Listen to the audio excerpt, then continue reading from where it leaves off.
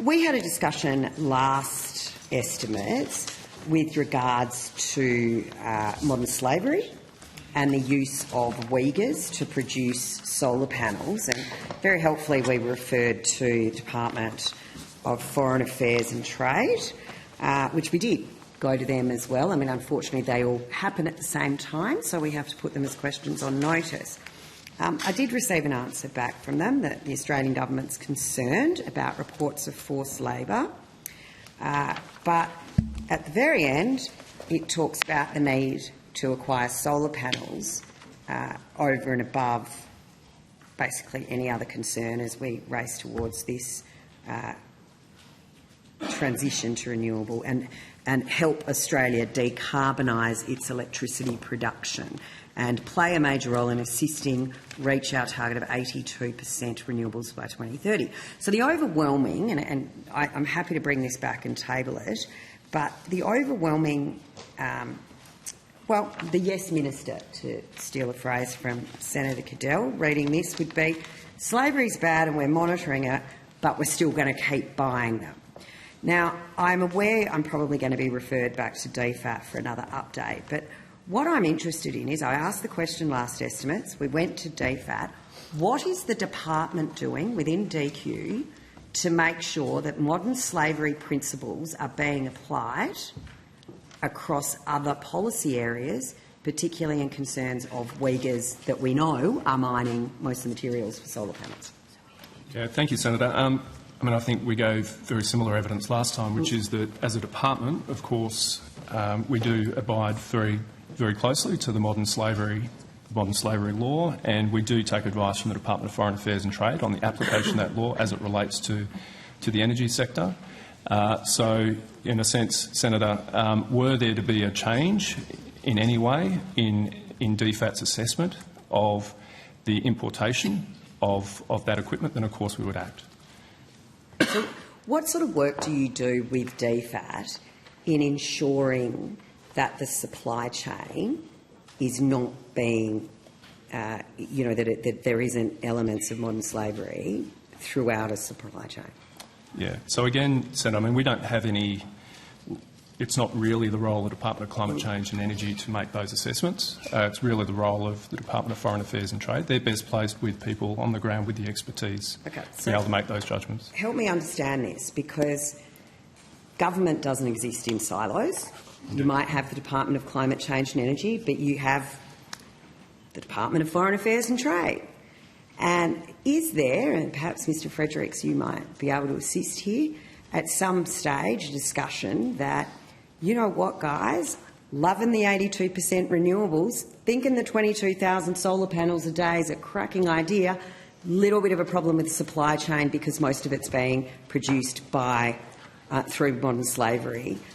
Maybe that policy needs to be reviewed or looked at. Any sort of cross-departmental discussion, or do we just silo them off? Yeah, Senator, I think I'd categorise this more in the general, which is that in pursuit of 82% and the policy advice that we give to the government, it is of course absolutely within the bounds of Australia's domestic laws, whether it relate to labour standards, environmental standards, whatever it may be, and similarly our international obligations in that regard. So there's no, I don't want to get the sense that in any way we're providing advice to the government that would cut across any of those laws or obligations.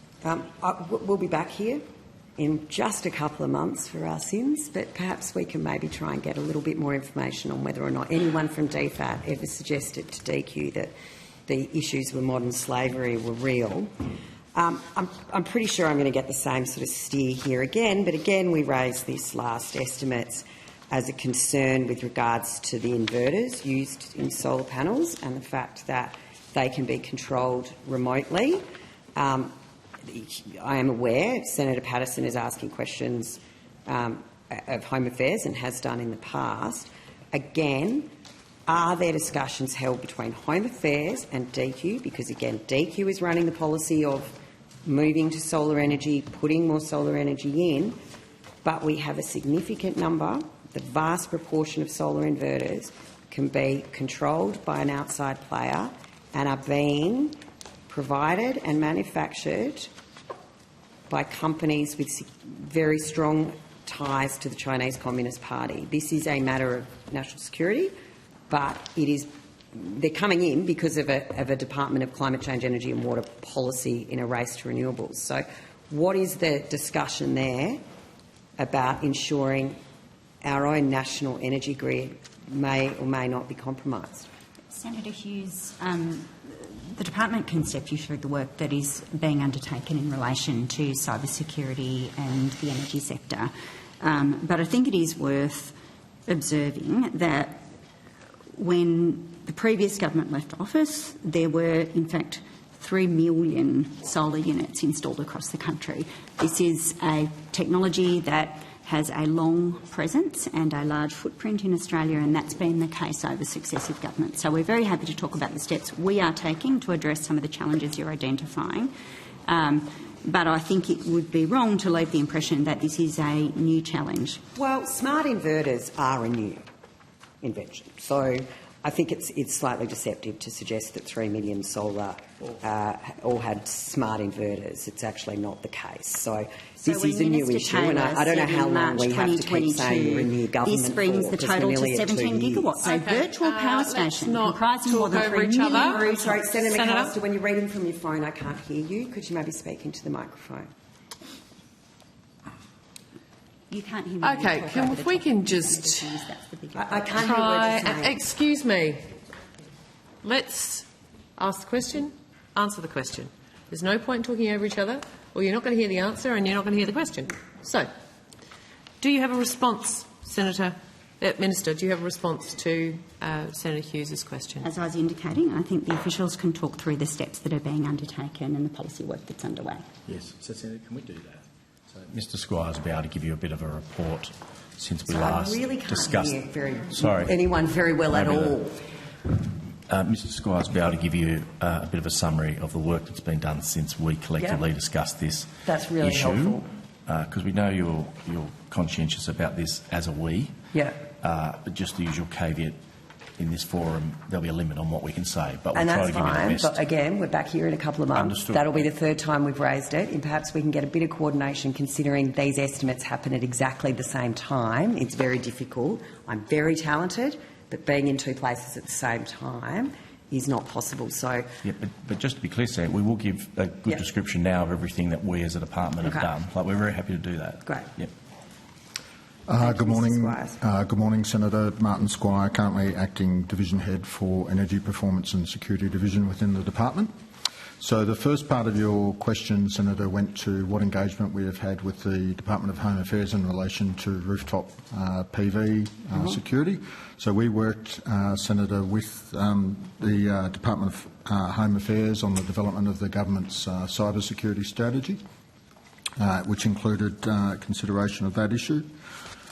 Within the department, Senator, we've established a particular team looking at security issues associated with distributed energy resources, so rooftop solar as the example you cited, but also would have applicability to other forms of technology used behind the meter in the home, so batteries, EV chargers, etc. We commissioned Standards Australia to undertake a cyber standards mapping gap analysis and developing a roadmap for us. That part one of that project has been completed, Senator, and the second stage of the project, which we're in the process of commencing, will look at the development of cyber security standards for the Australian market in particular. Beyond that, Senator, we're working with industry and the Australian Energy Market Operator on some technical options to enhance the security or potentially enhance the security of DER as well. Yeah, I mean, the concern is that there is the possibility for international interference in these inverters because they can be controlled from outside. Is there any work being done between departments to make sure that either they're manufactured somewhere that that's not an issue from, that there's, you know, some ability to cut that,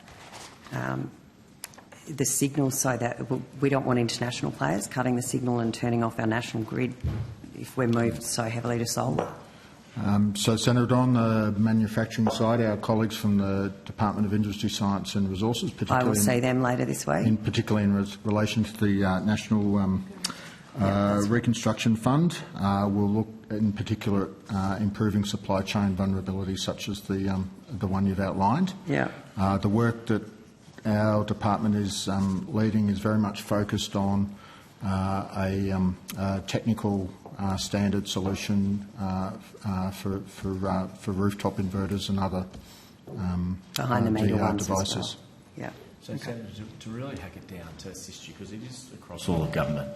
I mean, our department is really focusing on issues around standards and around technical solutions, and we work with other entities to assist us with that.